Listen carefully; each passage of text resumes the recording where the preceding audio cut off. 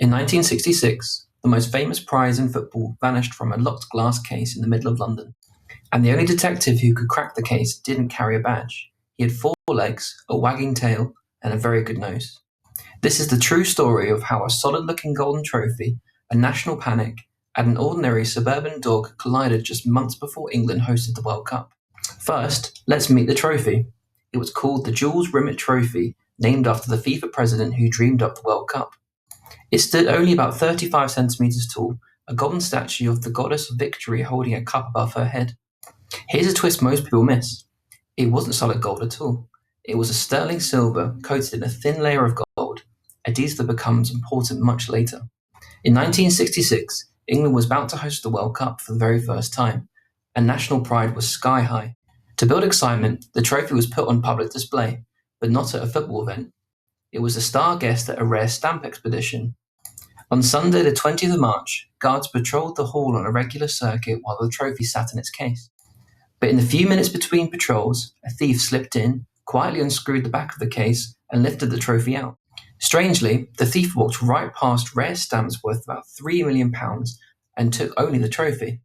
The country was stunned. The trophy England hoped to win at home had been stolen right from under everyone's nose. Days later, the mystery deepened. A ransom note arrived, demanding £15,000 for the trophy's safe return. The trail led police to a man named Edward Battersea, a petty thief and used car dealer who claimed he was only a middleman for a mysterious figure called the Pole. So the police set a trap. An undercover detective posed as a football official ready to pay the ransom. They filled a suitcase with fake money, real banknotes only on the top and bottom, with plain paper stuffed in between. They met in Battersea Park for the handover, but the thief grew suspicious, and the sting collapsed into a chase and an arrest. But there was a huge problem. Battersea was caught, yet the trophy itself was still missing. Nobody knew where it was. Enter our unlikely hero. A week after the theft, a man named David Corbett took his dog up for an evening walk in South London. The dog's name was Pickles, a scruffy black and white mongrel with an ordinary life and an ordinary nose. As they passed a garden gate, Pickles suddenly froze, strained towards something tucked under the hedge. There, wrapped in old newspaper and tied with string, was a heavy parcel someone had shoved out of sight. Corbett tore off the paper and found himself staring at a golden goddess holding a cup over her head. He recognized it instantly. Turning it over, he saw the engraved names of past winning nations. This was the real World Cup. Pickles, an ordinary suburban dog, had solved the crime that a lot of England's police could not. Overnight, Pickles became a national celebrity, appearing on television and even in films. His owner collected thousands of pounds in reward money, far more than the ransom the thieves ever hoped to get.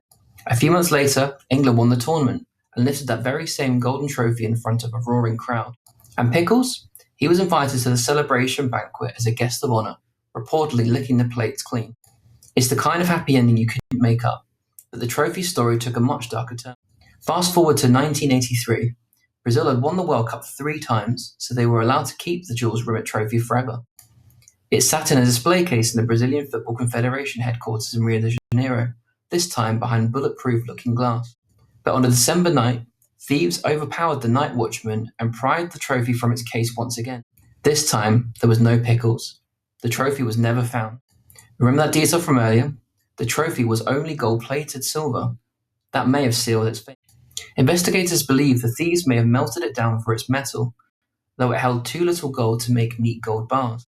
So the original World Cup trophy likely no longer exists, melted into anonymous lumps of metal, lost forever. Today, only a replica of the Jules Rimet Trophy survives, made in Brazil to replace the vanished original. 2 thefts, 2 very different endings, and in between, a scruffy little dog who became a legend. The lesson? Sometimes the world's biggest mysteries aren't cracked up by high-tech security or master detectives. Sometimes they're solved by an ordinary nose on an evening walk. Never underestimate a good dog named Pickles. To understand the curse, you have to go back to the trophy's birth.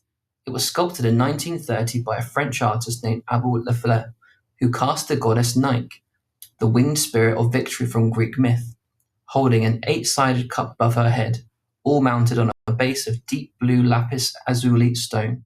Its original name wasn't even the Jules Rimet Trophy, it was simply called Victory. The rename came later to honour the FIFA president whose stubborn dream had dragged the World Cup into existence against enormous doubt. Amazingly, 1966 was not the first time the trophy nearly disappeared forever. During the Second World War, an Italian football official named Ottorino Barassi feared the Nazis would seize it, so he smuggled it out of a Rome bank and hid it inside a shoebox under his own bed. There's a sneaky detail from 1966 that almost nobody knows. After the real cup was recovered, the Football Association quietly made a replica out of cheap base metal, and it was often this fake, not the priceless original, that was paraded in front of cameras and crowds. And the man everybody celebrated as a hero? For a nervous few days, David Corbett was actually treated as a suspect. Police found it hard to believe that an ordinary dog walker had simply stumbled upon the loot that baffled them for a week. Once cleared, Pickles rocketed to a level of fame most dogs never dream of. He starred in a 1966 spy comedy film called The Spy with a Cold Nose, turned up on children's television, and was mobbed for paw prints wherever he went.